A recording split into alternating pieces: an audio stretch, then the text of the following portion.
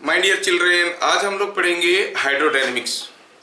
ठीक है, हाइड्रोडायनेमिक्स एक इंटरेस्टिंग चैप्टर है और इसके लिए आपको बस कुछ छोटी छोटी चीज़ें जानना है। इसमें एक आता है इक्वेशन ऑफ कंटिन्यूटी, एक आता है बर्नौलीज थ्योरम, एक आता है टॉरिसेली थ्योरम और एक आता है कि वेलोसिटी ऑफ इफ्लक्स। खत्म हो जाता है कहानी यहाँ पे। जेई एडवांस के लिए ढेर सारे तरीके के क्वेश्चन इसमें हैं, बट जेई मेन और मेडिकल लेवल तक तो बहुत ज़्यादा अंदर नहीं जाना है। ठीक है, तो let us start with the chapter hydrodynamics.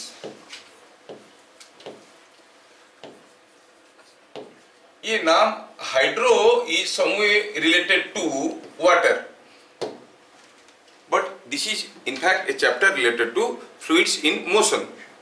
Hydro क्यों बोलते हैं? But because water is the commonly available fluid everywhere, तो हाइड्रोडायनेमिक्स करके कहते हैं। और मोस्टली इसमें जो प्रिंसिपल वगैरह पढ़ेंगे वो कोई डैम में पानी रख के नीचे से पानी को छोड़ते हैं, टरबाइन चलाते हैं, अल्टरनेटर चलाते हैं, पानी के साथ मोस्टली रिलेटेड है तो कहते हैं, but it is applicable for all fluids.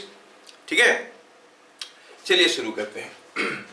कुछ चीजें देखेंगे, कुछ टर्म्स सीखेंगे, फिर आगे की चीज फटाफट बन जाएगा। मैं जितना चीज लिखा रहा हूं वो सारे क्वेश्चंस नहीं है, वो सारे कंसेप्ट्स है। मैं बोर्ड में जो लिखाता हूं ध्यान रखो कि आपको अगर उस चैप्टर पे एग्जाम के लिए तैयारी करना है, watch only the copy not any book. कोई बुक से कुछ भी थ्योरी किसी भी चैप्टर के लिए पढ़ने की जरूरत नहीं है। क्लास 12 में कुछ चैप्टर्स आते हैं जहां पर डाटा रहता है, ये होने से ये होता है बहुत सारा डाटा, खाली उसको छोड़ने से। बाकी सारे चैप्टर में मेरे क्लास नोट से बाहर आपको कोई थ्योरी नहीं पढ़ना है। ठीक है, बस करना क्या है, किसी भी बुक से न्यूमेरिकल कर सकते हो। तो थ्योरी के लिए सोचो कि इतना ही थ्योरी है और उसी चीज को बुक में फैला के बहुत बड़ा कर देता है। तो मैं प्रिसाइज करके कंसेप्चुअली आपको प्रेजेंट कर रहा हूं। चलिए पहला टर्म देखते हैं, what it means by volumetric rate of flow. क्या है वॉल्यूमेट्रिक रेट ऑफ फ्लो? ये वॉल्यूमेट्रिक रेट ऑफ फ्लो का मतलब क्या होता है? वॉल्यूमेट्रिक रेट ऑफ फ्लो का मतलब होता है volume of fluid flowing for unit time. कितना वॉल्यूम फ्लो कर रहा है ना। जैसे मान लो पाइप में पानी आ रहा है, कितना पानी आ रहा है? 5 लीटर पर मिनट, तो ये हो गया वॉल्यूमेट्रिक रेट ऑफ फ्लो। ठीक है, यहाँ पर हम लोग लीटर में नहीं लिखते हैं, हम लोग मीटर क्यूब या सेंटीमीटर क्यूब में एक्सप्रेस करते हैं। तो वॉल्यूमेट्रिक रेट ऑफ फ्लो का सीधा सीधा मतलब क्या हुआ? कोई पूछेगा नहीं what you mean by this, तो सीधे सीधे लिखेंगे क्या है, it is written as dv by dt। इसमें dv क्या है? इसमें dv क्या है? dv is the volume of fluid flowing, it is the volume of fluid flowing in dt seconds। so dv क्या है? volume of fluid। fluid किसको कहते हैं? something which can flow, maybe a liquid, maybe a gas, is called a fluid। volume of fluid passing in dt seconds। कितना simple है कि नहीं? This is volume of fluid passing in dt seconds। In the other group I have taken one extra class, तो उनका ये सब खत्म हो गया, ग्रेविटेशन खत्म हो गया, अभी उनका रोटेशनल डायनामिक्स स्टार्ट होगा। Now they are no more parallel with you. ठीक है, इसलिए तुम लोगों को एक क्लास एक्स्ट्रा अभी जोड़ देता हूं तो हो जाएगा। ठीक है, dv हो गया volume of fluid passing in dt seconds. कितना सिंपल है, इसको क्या समझाना? क्या हुआ यूनिट बताओ? Some centimetre cube. Centimetre cube और metre cube usually centimetre cube में लिखते हैं पर सेकंड। सेंटीमीटर क्यूब को कभी कभी सीसी लिखते हैं, सीसी का मतलब सेंटीमीटर क्यूब। ठीक है, अच्छा ये चीज समझ में आया। सपोज यहां पे कोई एक पाइप है, this is what is a pipe. ये कोई एक पाइप है और इस पाइप में लिक्विड फ्लो कर रहा है। ध्यान से देखो, ध्यान से देखो, इसके ऊपर डायरेक्टली कोई क्वेश्चन नहीं पूछेगा, समझोगे तो आगे की चीज बन जाएंगे। इसमें से लिक्विड फ्लो कर रहा है और लिक्विड निकल रहा है यहां से। कैसे निकल रहा है? It is coming out with A velocity v। ठीक है, और दिया है कि ये जो पाइप है इसका क्रॉस सेक्शनल एरिया कितना है? What is the cross sectional area of the pipe? You say the cross sectional area of the pipe is say something a। अब ए क्रॉस सेक्शनल वाला एरिया से भी वेलोसिटी में liquid निकल रहा है।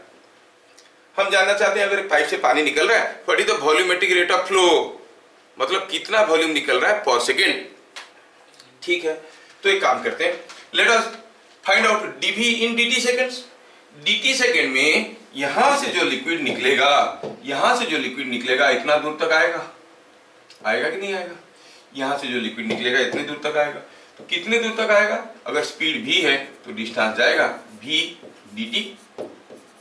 क्या बात समझ में आया? क्या बता सकते हो what is the volume of liquid coming out in dt seconds? This is the volume of liquid coming out in dt seconds. ये वॉल्यूम कितना है? अगर एरिया a है, लेंथ है vdt, सिलेंडर है, वॉल्यूम क्या होगा? एरिया इंटू लेंथ vdt, है कि नहीं? तो AVDT हो गया volume coming out in dt seconds. तो सिंपल समझ में आया हमें ये कि अगर किसी एक पाइप में if through a pipe of area A, कौन सा area? Cross sectional area.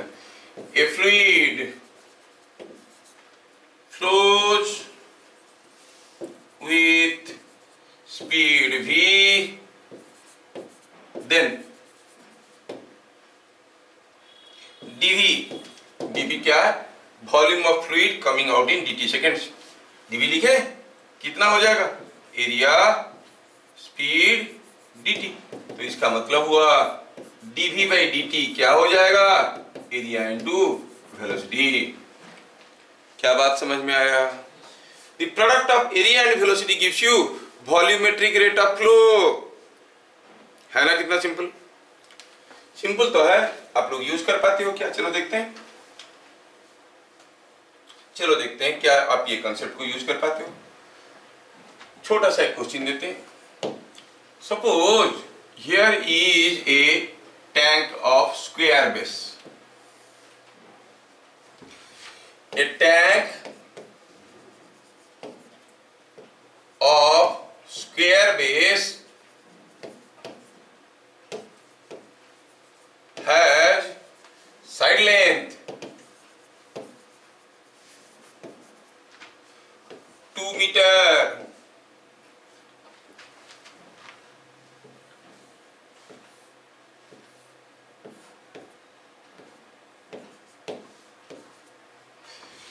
it is supplied water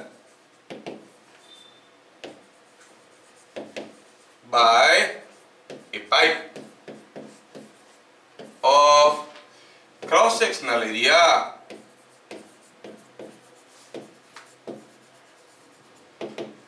20 centimeter square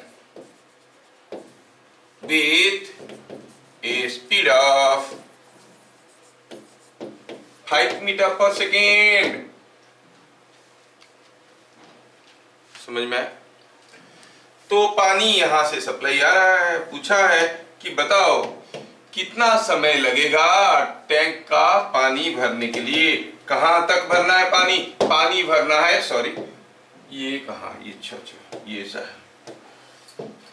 कहां तक पानी भरना है? You have to fill up water up to a height of 4 metre से 3 मीटर। तो क्वेश्चन क्या है? Find time taken to fill water to a height 3 metre. 3 metre तक पानी भरने के लिए कितना समय लगेगा? क्वेश्चन कितना सिंपल है। पानी आ रहा है इधर से, 3 मीटर तक पानी भरने के लिए कितना समय लगेगा? तो देखना है कि कितना पानी निकल रहा है पर सेकेंड और यहाँ पर कितना पानी है, उतना पानी आने के लिए कितना समय लगेगा। सो सिंपल नहीं? तो हम कहेंगे यहाँ पर सॉल्यूशन कैसे लिखेंगे? Solution volumetric rate of outflow is, you know, it is given by area into velocity। अभी थोड़ी देर पहले हम लोग देखे थे the volumetric rate of flow is given by area into velocity। Area किसका एरिया? पाइप का एरिया। पाइप का क्रॉस सेक्शनल एरिया दिया है 20 सेंटीमीटर स्क्वायर और वेलोसिटी दिया है 5 मीटर पर सेकंड। सो ठीक है 20 सेंटीमीटर स्क्वायर, क्या इसको मीटर स्क्वायर में कन्वर्ट कर सकते हैं? हाँ कर सकते हैं। 10⁻⁴ मल्टीप्लाई कर दिए इंटू 5, तो क्या आएगा आंसर बताओ? ये है मीटर स्क्वायर, ये है मीटर पर सेकेंड, तो आंसर यूनिट क्या आएगा? Metre cube per second. आएगा कि नहीं आएगा? ये क्वांटिटी मीटर स्क्वायर है, ये मीटर पर सेकेंड है, मल्टीप्लाई करो तो मीटर क्यूब पर सेकेंड हुआ। तो कितना हुआ भाई? 20 इंटू 5 इज 100, मल्टीप्लाई करो तो ये हो गया 10⁻⁻² metre cube per second. Tank को भरना है, स्क्वायर बेस है, स्क्वायर बेस है, साइड लेंथ 2 मीटर है, कोई टैंक का बेस का साइड लेंथ है 2 मीटर, एरिया कितना हुआ? 4 मीटर स्क्वायर, 3 मीटर तक पानी भरना है, तो कितना मीटर क्यूब पानी चाहिए? 12 मीटर क्यूब। समझ में आ रहा है क्या? Volume of water required in tank, tank में कितना वॉल्यूम का पानी चाहिए भैया? साइड लेंथ है 2 मीटर, हाइट है 3 मीटर, स्क्वायर बेस है, तो आप कहोगे it is 2 into 2 into 3 is 12 metre cube. अच्छा, ये सप्लाई कर रहा है 10⁻⁻² मीटर क्यूब पर सेकेंड, नहीं? तो इतना पानी कितने समय में भरेगा? Time required to fill up, time required to fill up, क्या करेंगे बताओ? 12 metre cube divided by 10⁻⁻² metre cube per second, तो this much second, it is coming out to be 1200 second, and if you divide it in 60 with 60 तो कितना हो जाएगा भाई? ये 20 मिनट्स, 20 मिनट में भर जाएगा। समझ में आया? कितना सिंपल क्वेश्चन है, कोई नहीं पूछेगा। And my objective while teaching in the class is not to facilitate you in your school. School में पढ़ाते क्या है, पूछते क्या है ना? मियरली स्कूल के लिए तैयारी मत करो, आप जब तैयारी करो फंडामेंटल तैयारी करो, ताकि इसकी हायर लेवल तैयारी करके किसी भी एंट्रेंस में जंप कर सकते हो। सो ये हो गया 20 मिनट वाला क्वेश्चन। अच्छा, नेक्स्ट पॉइंट नंबर 3 में हम आ रहे हैं, इक्वेशन ऑफ कंटिन्यूटी। बड़ा इंपॉर्टेंट है और इजी भी है, स्कूल वाले पूछते हैं इसको घुमा फिरा के 1000 तरीके से पूछते हैं। इक्वेशन ऑफ कंटिन्यूटी क्या है ये? सोचो कि हमारे पास कोई एक ऐसा एक पाइप है, ऐसा शेप का पाइप है, या फिर पाइप का शेप ही बदल देते हैं, से ऐसा शेप का एक पाइप है जिसका क्रॉस सेक्शनल एरिया दोनों जगह अलग अलग है। सपोज मैं इसके अंदर से कॉटन ठोस के इधर से कॉटन निकालना चाहता हूँ, इधर से कॉटन डालूंगा तो इधर से कॉटन निकलेगा। And you know cotton is very highly compressible, compress भी तो कर सकते हैं। मान लो एक बार कॉटन भरे और ये भर गया, पूरा ये एरिया कॉटन से भर चुका है, दिस एरिया इज फिल्ड। अभी मैं क्या करता हूँ, इधर से कुछ एक्स्ट्रा कॉटन को जबरदस्ती ढकेल के इसके अंदर डालूंगा। ये कॉटन को जब एक्स्ट्रा कॉटन को जब मैं इसके अंदर से जबरदस्ती डालूंगा तो क्या होगा? ये घुसेगा अंदर, तो जैसे घुसेगा अंदर इधर से निकलेगा, ओहो, it will be coming out on the other side, है कि नहीं? आप देखोगे इतना सारा वॉल्यूम का कॉटन को जबरदस्ती ढकेल के डाल रहा हूं अंदर और निकल रहा है थोड़ा सा वॉल्यूम। क्या हो रहा है? ये दब जा रहा है अंदर, कंप्रेस हो जा रहा है। कंप्रेस हो जाने के कारण जितना वॉल्यूम डाल रहे उतना वॉल्यूम नहीं निकल रहा है, कम वॉल्यूम निकल रहा है और ये पूरा टाइट होके निकलेगा, है कि नहीं? बहुत ज्यादा कंप्रेस्ड हुए मिलेगा, क्योंकि ये कंप्रेसिबल है इसलिए हाल ऐसे हुआ। Suppose let us repeat the discussion with sand. बालू जो है वो तो कंप्रेसिबल है नहीं, मान लो इसमें से हम बालू डाल रहे हैं, एक बार ये पाइप बालू से भर गया, अब अगर इतना सारा बालू फिर से डालेंगे तो उतना ही बालू बाहर निकल जाएगा, क्योंकि इट इज नॉट कंप्रेसिबल। क्या मेरी बात समझ में आ रहा है? सो कोई चीज अगर इनकंप्रेसिबल है तो जितना वॉल्यूम घुसेगा उतना वॉल्यूम निकलेगा, यही है इक्वेशन ऑफ कंटिन्यूटी। समझ में आया क्या? क्या लिखेंगे? स्टेटमेंट को लिखते हैं फिर समझाने की कोशिश करेंगे। For an incompressible fluid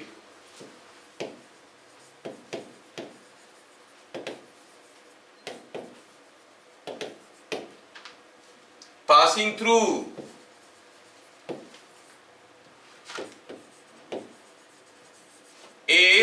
non uniform cross section tube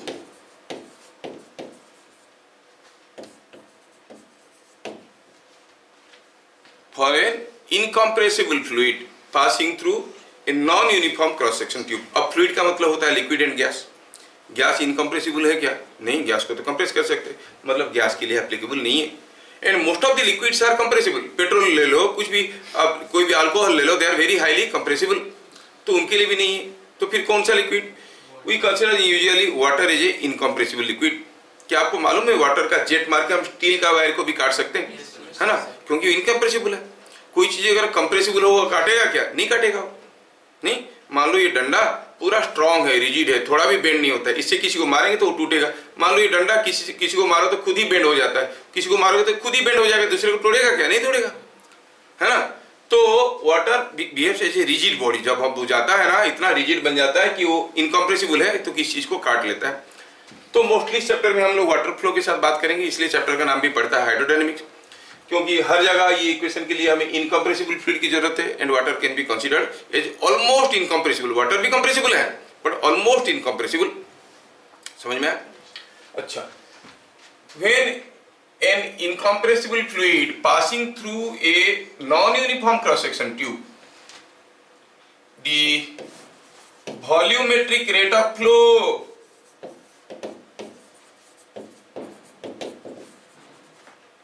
at every section remain same.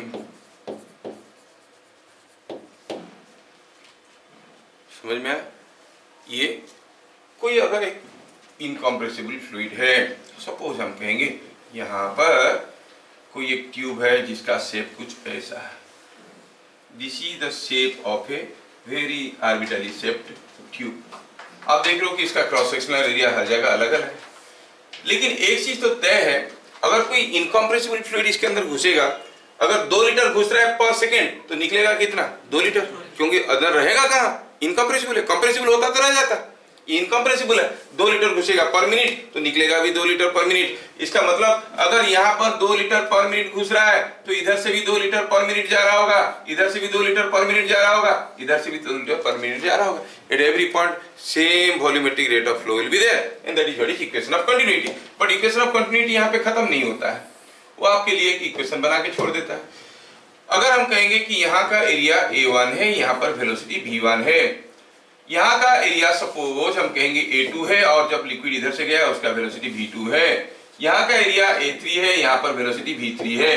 तो यहाँ पर जितने रेट में घुस रहा है उतने रेट में इधर से जा रहा है, उतने रेट में इधर से निकल रहा है. And volumetric rate of flow का फॉर्मूला क्या था? Area into velocity. इसका मतलब A1 V1 is equal to A2 V2 is equal to A3 V3. कितना सिंपल है कि नहीं? That is what is called equation of continuity. तो क्या लिखेंगे? Therefore, the product of area and velocity at any section or at every section is same. क्या मतलब हुआ? मतलब हुआ A1 V1 is equal to A2 V2 is equal to A3 V3. है ना? सिंपल है कि नहीं? ये हो गया इक्वेशन ऑफ कंटिन्यूटी. चलो चेक करते हैं समझ में आया कि नहीं आया. ठीक है, लेट अस चेक. समझ में आया कि नहीं आया? क्वेश्चन लेते हैं. सपोज हम कहेंगे इधर से कोई एक पाइप ऐसे आया है, एक पाइप ऐसे आया, दूसरा पाइप ऐसे आया है, और दोनों मिलके इधर से गए हैं. सपोज ऐसा करके 2 पाइप है, और इसका रेडियस दिया हुआ है 2r, इसका रेडियस दिया हुआ है r, इसका रेडियस दिया हुआ है 3r. अगर हम कहेंगे इस पाइप में जो लिक्विड आ रहा है उसका वेलोसिटी है 2v0, और इस पाइप में जो लिक्विड आ रहा है उसका वेलोसिटी है v0, तो बताओ इसमें जो लिक्विड जा रहा है उसका वेलोसिटी क्या होगा? What is the velocity of outflow. क्या बात समझ में आ रहा है? कितना वेलोसिटी में लिक्विड बाहर आ रहा है ये आपको पता करना है। With what velocity the liquid is coming out. क्या आपको क्वेश्चन समझ में आया? With what velocity the liquid is coming out, ऐसे करके पूछा गया है।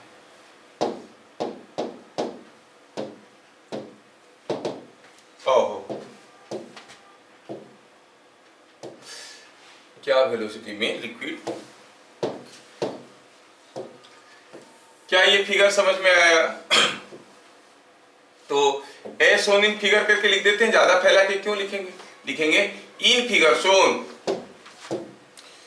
इन figure shown find v dash. बाकी सब कुछ तो आपको दिख रहा है नहीं? देखो इधर से लिक्विड आ रहा है, इधर से लिक्विड आ रहा है, दोनों मिलकर इधर से जा रहे हैं। इधर से आ रहा है 2v0 स्पीड में, इधर से आ रहा है v0 स्पीड में, इधर से निकल रहा है v' स्पीड में। लेकिन एक चीज तो तय है कि जितना आएगा उतना ही तो निकलेगा नहीं? मतलब volumetric rate of inflow must be equal to volumetric rate of outflow. Inflow कहां से हो रहा है? ट्यूब नंबर 1 से, ट्यूब नंबर 2 से, और आउटफ्लो ट्यूब नंबर 3 से, है कि नहीं? तो आप कहोगे वॉल्यूमेट्रिक सॉल्यूशन कैसे बनाएंगे? Volumetric rate of inflow, volumetric rate of inflow. ओहो, ये कौन भाग गया? सॉरी, हाँ। Volumetric rate of inflow is equal to volume rate outflow. ये हो गया हमारा सॉल्यूशन। इनफ्लो किस रेट में ये लिक्विड इधर आ रहा है? A1 B1, इधर से A2 B2। किस रेट में निकल रहा है? A3 B3। तो सीधे सीधे लिखेंगे। क्या बता सकते हो क्या होगा रिलेशन?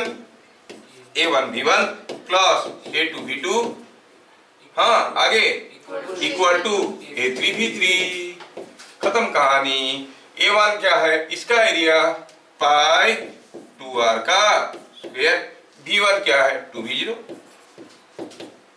A2 क्या है? पाई r स्क्वायर। V2 क्या है? v0।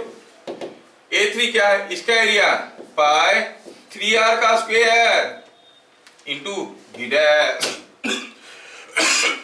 क्या इसमें से हम v डैश निकाल सकते हैं? निकाल। पाई पाई तो गया, ये पाई पाई को गया खा गया, और आपको मिला 4r square 2, it is 8 r square v0 plus r square v0 is equal to 9 r square v dash.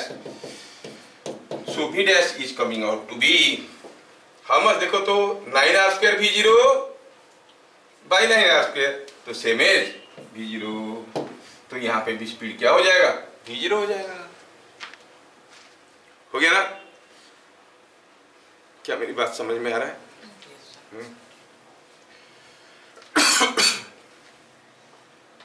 चलिए एक दूसरा क्वेश्चन करवाते हैं। जेई में आया था, आप लोग कर लोगे तो मुझे अच्छा लगेगा। जेई मेन का क्वेश्चन है, लेकिन सिंपल है। यहां पर कोई एक होस पाइप है जिसमें से हम किसी गार्डन में पानी सप्लाई कर रहे हैं। ये एक स्प्रिंकलर है। स्प्रिंकलर मतलब जिसमें से पानी हम स्प्रिंकल करते हैं। तो पानी इधर से घुसेगा और यहाँ से यहाँ पर बहुत सारे होल्स हैं, और इस होल से पानी निकल के गिरेगा। शावर में जैसे होता है ना, देखिए आपके बाथरूम में। तो यहाँ पर घुस रहा है v0 स्पीड में, निकल रहा है v' स्पीड में। क्या मेरी बात समझ में आया? अब इसमें दिया क्या है? दिया ये है कि ये जो आपका स्प्रिंकलर है इसके अंदर से पानी फ्लो कर रहा है, सॉरी, इसके अंदर से पानी फ्लो कर रहा है v0 स्पीड में। जो पानी इसके अंदर से फ्लो कर रहा है वो इधर से निकल रहा है, and there are n number of holes. और क्या डाटा दिया है? इसका रेडियस कितना दिया है? Capital R। Now let us write the question. JEE Main का क्वेश्चन है, कर दो भाई, मेरे को बहुत अच्छा लगेगा। ये जो कनेक्टिंग पाइप है इसको कहते हैं होस, ठीक है। इन figure shown the sprinkler has n holes. कितने होल है? n holes, each of radius small r। The radius of hose pipe is capital R. If speed of water in hose is 0, find with what speed it comes out। ये बाहर निकलेगा क्या speed में? Yes, देखा कितना जल्दी सोच ली। तो सही बता दी लड़की ने। पूछा कितना स्पीड में निकलेगा, हमें तो मालूम है कि जितना घुसेगा उतना निकलेगा। Volumetric rate of inflow is equal to volumetric rate of outflow. Inflow क्या है? Area into velocity. आउटफ्लो क्या है? हर एक छोटा छोटा एरिया इंटू वेलोसिटी, है कि नहीं? अच्छा, तो सॉल्यूशन में क्या कहेंगे?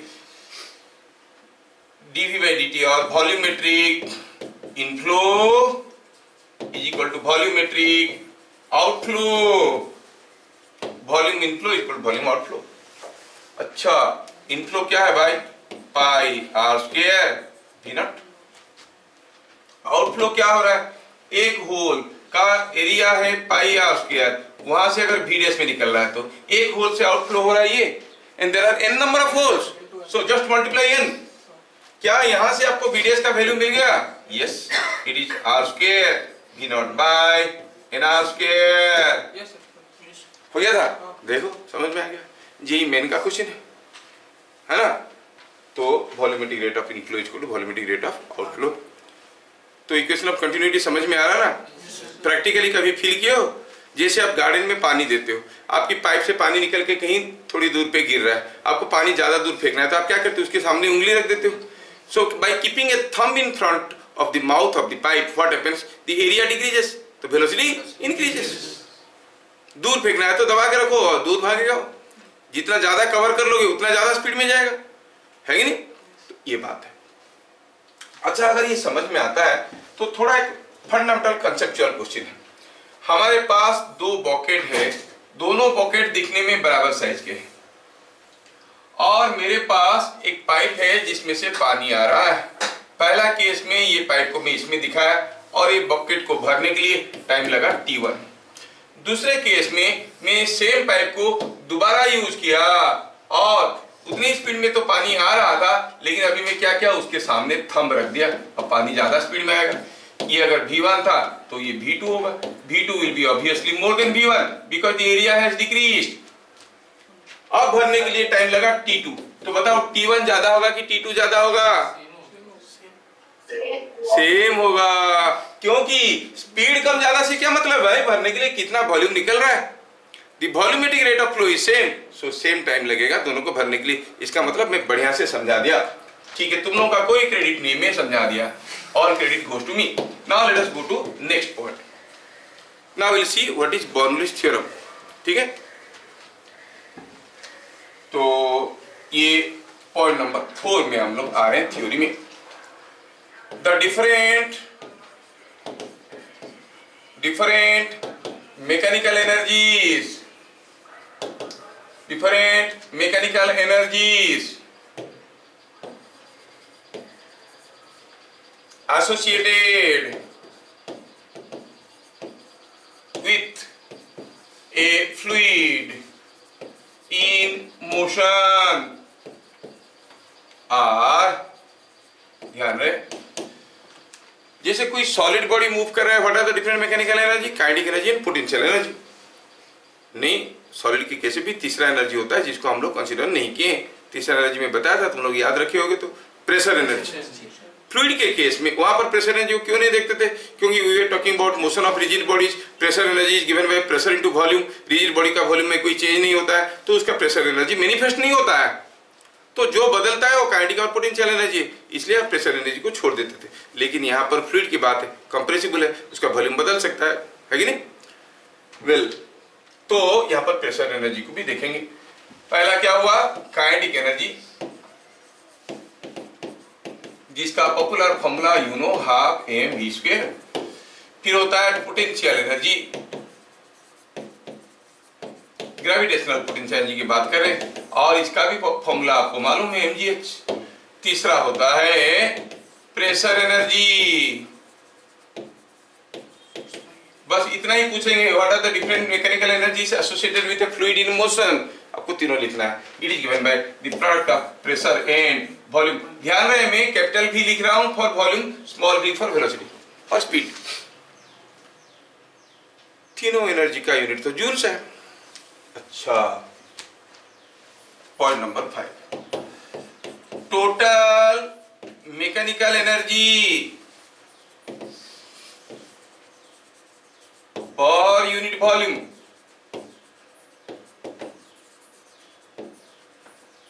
Is equal to kinetic energy plus potential energy. इसको क्यों लिखे, सबको जोड़ के लिख देते हैं। टोटल मैकेनिकल एनर्जी हो गया half mv² mgh plus pressure into volume पर यूनिट वॉल्यूम। अगर v वॉल्यूम की लिक्विड के साथ ये एनर्जी है, यूनिट वॉल्यूम में कितना है? v डिवाइड करो, नहीं v डिवाइड करेंगे तो ये जो m/v है क्या बन गया? Density of the liquid. m/v is rho, नहीं तो ये चीज क्या बन गया? Half rho v²। mgh/v क्या बन गया? रो gh। pv/v क्या बन गया? Only p।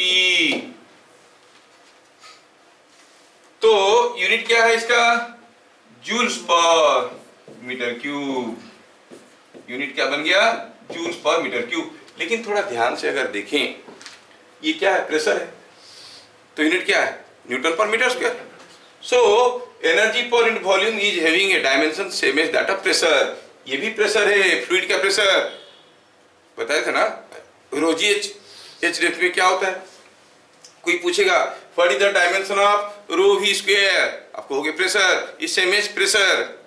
समझ में आ रहा है? तो ये भी प्रेशर है, ये भी प्रेशर है, but they are nothing but representing joules per metre cube, the energy per unit volume. समझ में आया?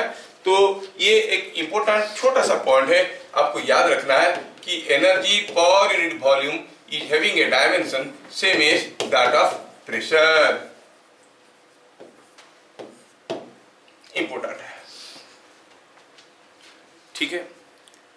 तो हम क्या देखें? What are the different energies associated and what is the energy per unit volume of a fluid in flow. ठीक है, चलिए आगे बढ़ते हैं।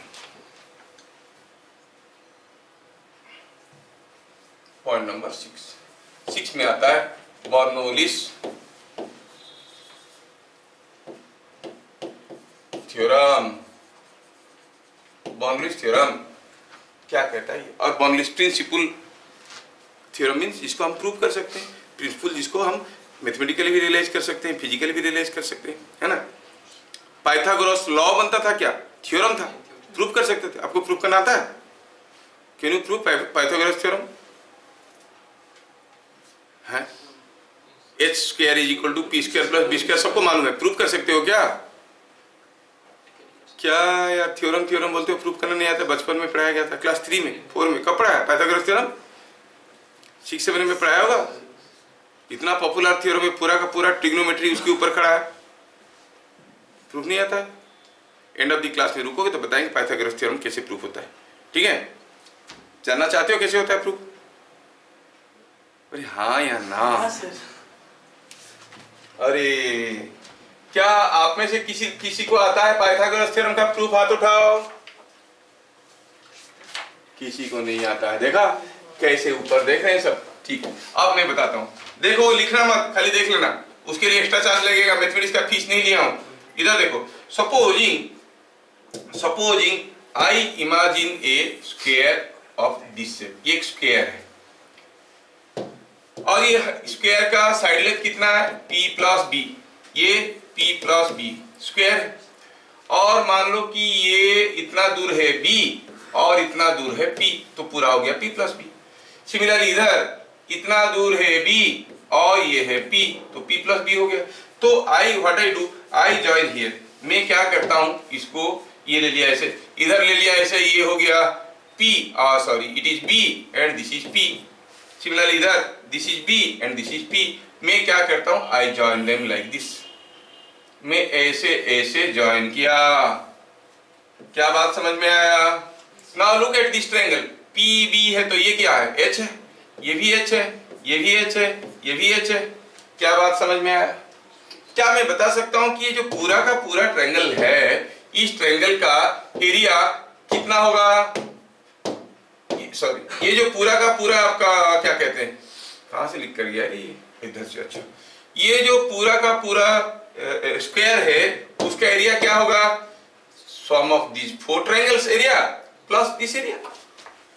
नहीं, पूरा का एरिया कितना है भाई,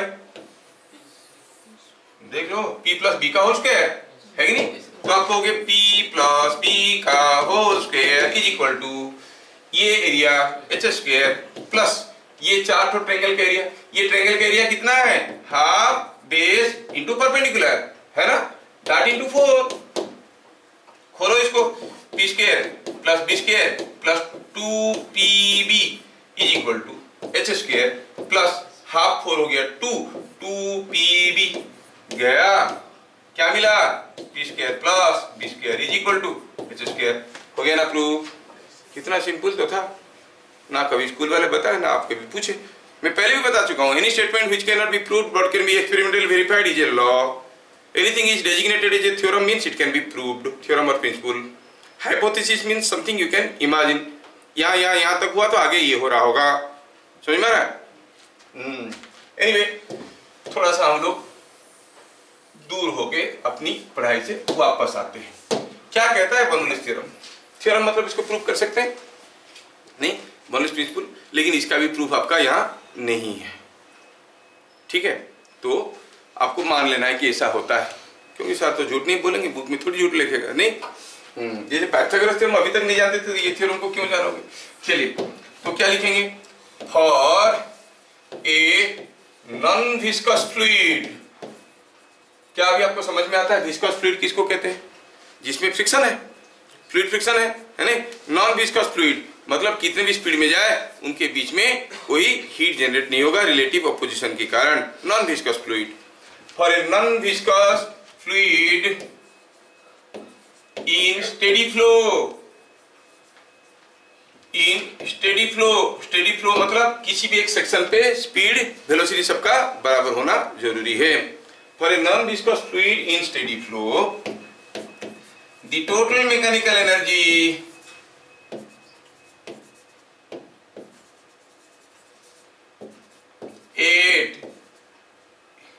total mechanical energy per unit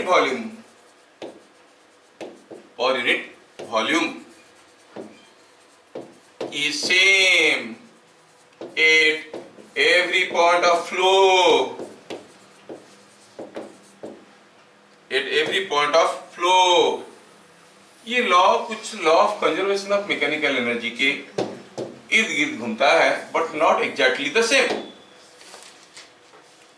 ठीक है? बोल रहा है कि for a non viscous fluid in steady flow, non viscous मतलब कोई फ्रिक्शन वगैरह, फ्लूइड फ्रिक्शन नहीं है। अगर होता तो नॉन कंजर्वेटिव फोर्स है, मैकेनिकल एनर्जी हीट फॉर्म में या दूसरे फॉर्म में कन्वर्ट हो जाता है। हम जानते हैं कि as long as no non conservative forces are present total mechanical energy remain constant, law of conservation of mechanical energy you no.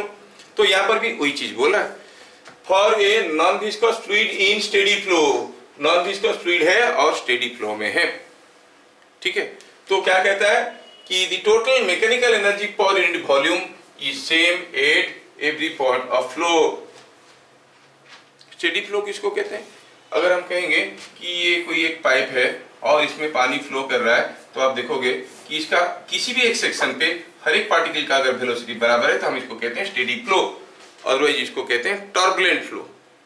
जैसे मैं बताऊं आपको छोटा सा एग्जांपल,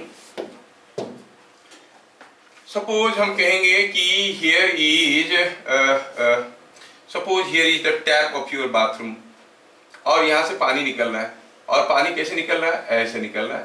कुछ दूर गिरने के बाद ऐसे तितर बितर जाता है कि नहीं जाता है, टेप खोल दोगे तो up to this point you see at any section हर एक पार्टिकल का वेलोसिटी बराबर है, लेकिन यहाँ पर सबका वेलोसिटी अलग अलग हो गया। This is the point of turbulency taking place.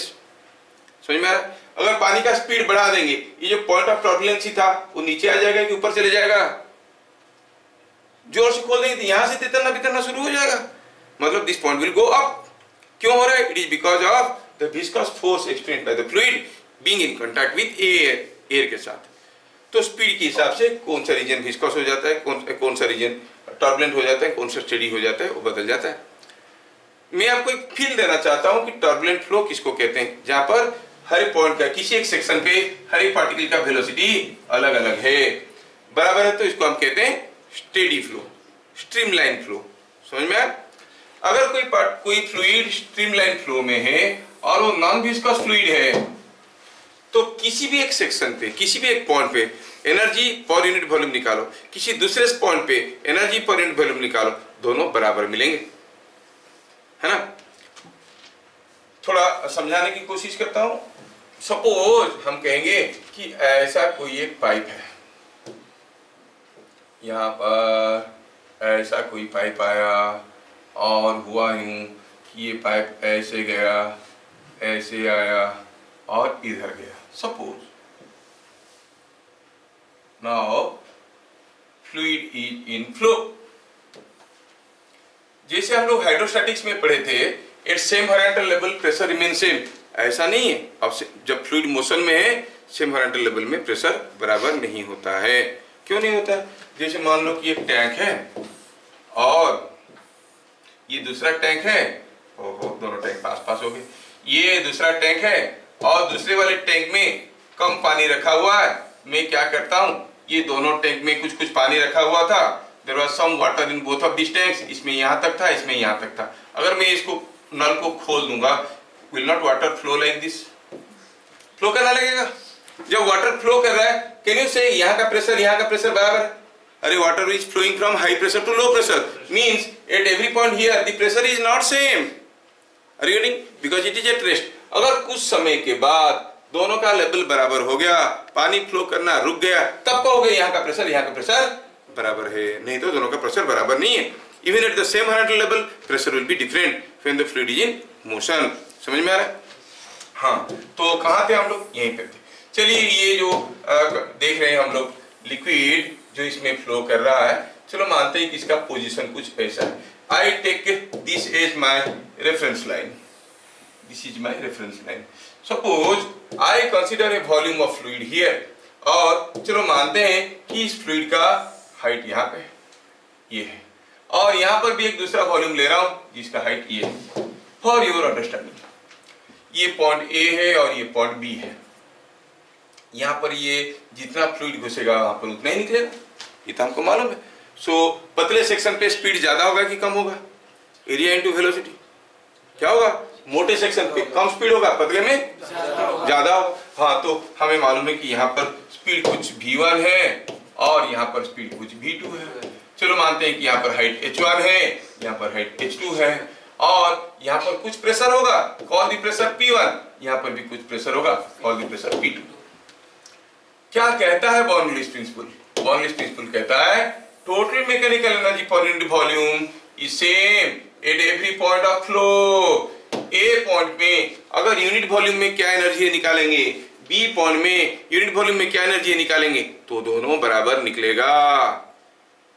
बात समझ में आ गया? यस, बात समझ में आ गया। So energy per unit volume at A, तो एग्जाम्पल में कहता है कि एनर्जी पर यूनिट वॉल्यूम कहां पे? At A is equal to energy per unit volume at B. मतलब ए में एनर्जी पर यूनिट वॉल्यूम क्या है?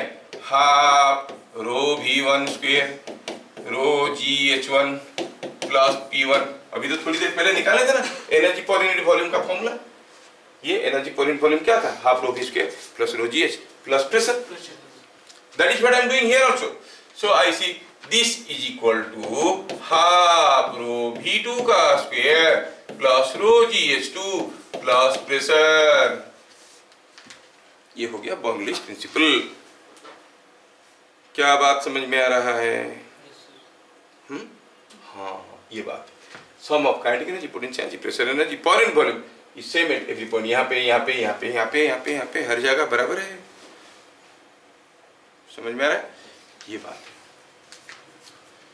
वेल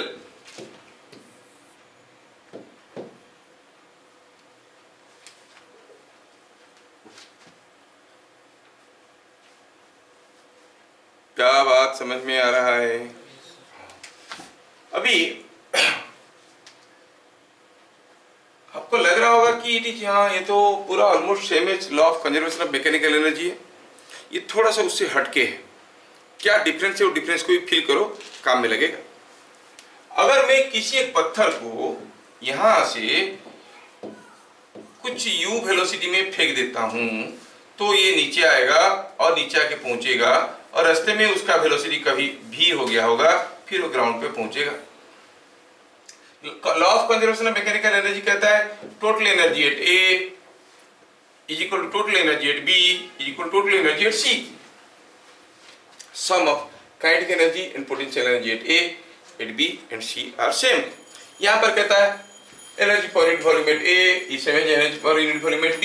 डिफरेंस क्या है? डिफरेंस ये है, this is talking about total energy, this is talking about energy per unit volume, क्योंकि यहाँ पर मास ज्यादा है, एनर्जी बहुत ज्यादा है पर यूनिट वॉल्यूम। समझ में आ रहा है क्या? Energy per unit volume. दूसरा क्या है? ये बोल रहा है energy of the same body at different time, और ये बोल रहा है energy of different bodies at same time. किसी एक पर्टिकुलर समय में इसका जितना एनर्जी, इसका इतना एनर्जी पर यूनिट वॉल्यूम, जबकि ये energy of same body at different times, energy of different bodies at. Are you getting the basic difference between the two? But को रिलेट करें तो ये law of conservation of mechanical energy से ही derive होके आ रहा है। एनर्जी आएगा कहाँ, जितना है वही तो जाएगा, है ना? एनीवे, अब यहां से कुछ इंपॉर्टेंट कंक्लूजन भी हम निकालेंगे। विल टेक मोर एग्जांपल जो कि ज्यादा प्रोमिनेंट है। Flow through horizontal tubes.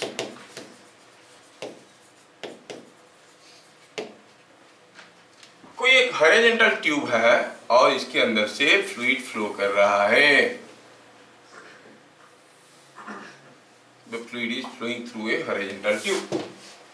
Horizontal tube का मतलब हुआ किसी भी पॉइंट में आप पोटेंशियल एनर्जी बराबर मिलेगा विथ रिस्पेक्ट टू ग्राउंड, क्योंकि ट्यूब हॉरिजॉन्टल है।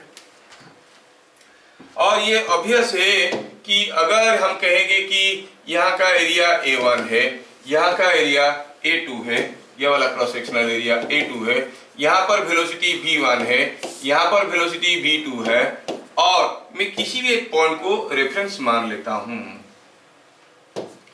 तो एनर्जी पर यूनिट वॉल्यूम यहाँ पे, एनर्जी पर यूनिट वॉल्यूम यहाँ पे बराबर होगा at M and at N it should be same by Bernoulli's principle. नहीं, चलिए थोड़ा इस चीज को ध्यान से समझने की कोशिश करते हैं, क्या कंक्लूजन निकल के आ रहा है। हम देख रहे हैं कि energy per unit volume, energy per unit volume here, ठीक है, और इसके अंदर से कोई फ्लूइड जा रहा है। कलरफुल होने से ज्यादा अच्छा लगता है ना याद रखने के लिए। मैं बात कर रहा हूं ये M और N वाले वॉल्यूम की एनर्जी के बारे में। ऑब्वियस है कि ये दोनों का हाइट बराबर है, क्योंकि ट्यूब इज हॉरिजॉन्टल। क्योंकि ट्यूब हॉरिजॉन्टल है तो आपको ये दोनों का हाइट बराबर है। ये H1 है, H है, तो ये भी H है, नहीं, ये भी H है, दोनों का हाइट बराबर है। तो आप क्या कहोगे? By Bernoulli's principle, energy per unit volume here and energy per unit volume here has to be same. अच्छा, एक बड़ा इंटरेस्टिंग कंक्लूजन मिलने वाला है, ध्यान से देखो। इससे आपकी डे टू डे लाइफ का बहुत सारे मिस्ट्री सॉल्व हो जाएंगे। Now energy per unit volume कहां पे? 8M is equal to energy per unit volume कहां पे? 8N। M पे energy energy per unit volume बताइए, क्या कहोगे? हाफ रो V1 स्क्वायर, नहीं, plus potential energy rho g h plus pressure, मालूम नहीं है कुछ होगा, call it P1, that is equal to half rho V2 square plus rho g h plus pressure energy per unit volume is P2, क्योंकि मालूम नहीं है वहां पर प्रेशर क्या है, कुछ तो होगा, क्या है मालूम नहीं है। क्यों मालूम नहीं है? हॉरिजॉन्टल लेवल में तो प्रेशर बराबर होना चाहिए, नहीं नहीं नहीं नहीं, फ्लूइड अगर रेस्ट में रहेगा तो बराबर होगा, फ्लूइड मोशन में है तो यहाँ का प्रेशर डिफरेंट होगा। मान लो यहाँ पर P1 वहां पर P2, वो डिफरेंस कितना है हम जानना चाहते हैं। अब देखो तो दोनों तरफ रो जी एच कैंसिल हो गया ना, what you find half rho V1 square plus P1 is equal to half rho V2 square plus P2। लेकिन यहाँ पर बताओ V1 ज्यादा है कि V2 ज्यादा है? What is more? V2 ज्यादा है, एरिया कम है भाई, equation of continuity you know. यहाँ पर V2 is more than V1, that you know. अगर V2 मोर देन V1 है भैया तो थोड़ा हमारा ये इक्वेशन को देखो और बताओ, V2 ज्यादा है मतलब ये क्वांटिटी ज्यादा है, but this plus this is equal to this plus this, इसका मतलब P2 ज्यादा है कि P1 ज्यादा है? As V2 is more than V1, therefore क्या हुआ? V2 is less than, V2 is more than V1, so P2 is less than, मतलब स्पीड बढ़ा तो प्रेशर घटा। So it's the same horizontal level, with increase in speed pressure decreases, ये हो गया conclusion. समझ में आया क्या? thus at same horizontal level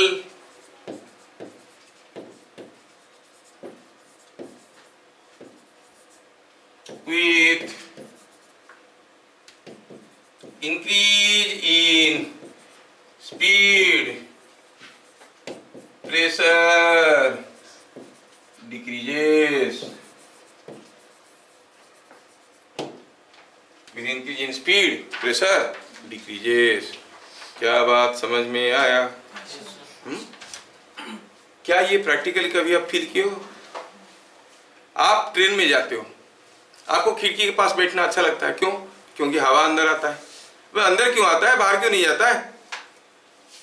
क्योंकि जब ट्रेन चल रहा है, ट्रेन की अंदर की हवा ट्रेन के साथ साथ भाग रहे, तो ट्रेन का अंदर वाले एयर का स्पीड ज्यादा है कि बाहर वाला? ट्रेन के अंदर जो हवा है वो ट्रेन के साथ भाग रहा है कि नहीं भाग रहा है? नहीं भाग रहा है कि नहीं पता नहीं चल रहा है। अगर कोई मच्छर अगर उड़ रहा है, क्या मच्छर ट्रेन की स्पीड में जा सकता है? वो तो गुनगुना के चल रहा है आराम से, मतलब हवा भी भाग रहा है तो भागते हुए एयर में उड़ रहा है, आसानी से उड़ रहा है, वो आपके साथ साथ चल रहा है मच्छर ट्रेन के अंदर, है कि नहीं? ट्रेन के अंदर की हवा भाग रहा है, ट्रेन जितना ज्यादा स्पीड में जाएगा अंदर वाले एयर का स्पीड उतना ज्यादा हो जाएगा। स्पीड ज्यादा हुआ तो प्रेशर लो हो गया, ट्रेन के अंदर प्रेशर लो है और बाहर हवा भाग नहीं रहा है, प्रेशर हाई है, तो हवा हाई प्रेशर से लो प्रेशर की तरफ भागने लगेगा और हवा अंदर आएगा, आपको खिड़की के पास बैठना अच्छा लगता है। क्या मेरी बात समझ में आ रहा है? At same horizontal level with increase in velocity pressure decreases। जैसे मैं आपको और एक एग्जांपल देता हूँ, ये एग्जांपल शायद तुम लोग कभी देखे होगे लेकिन ध्यान नहीं दिए होगे। अगर हम कहेंगे कि हमारे पास ऐसा दो पीस ऑफ पेपर है, इतने टेढ़े मेढ़े पेपर है, एनीवे चलेगा, कोई फर्क नहीं पड़ता। अगर मैं ये दोनों पेपर के बीच में जोर से फूंक मारता हूँ तो क्या लग रहा है आपको, पेपर्स पास आएंगे कि दूर जाएंगे? पास आएंगे। हम जोर से हवा मारेंगे यहां से, देखो क्या हो रहा है, they are coming close. What happened? Same horizontal level में वेलोसिटी बढ़ गया, प्रेशर कम हो गया, इधर का एयर मूव नहीं कर रहा था तो दबा दिया इसको। Are you getting? So when I blow air here they are coming close, है कि नहीं? हाँ, तो when you blow air between the two paper sheets velocity increases, pressure decreases, अंदर का प्रेशर कम हो गया, बाहर का प्रेशर ज्यादा है, ढकेल दिया पेपर को। समझ में आया?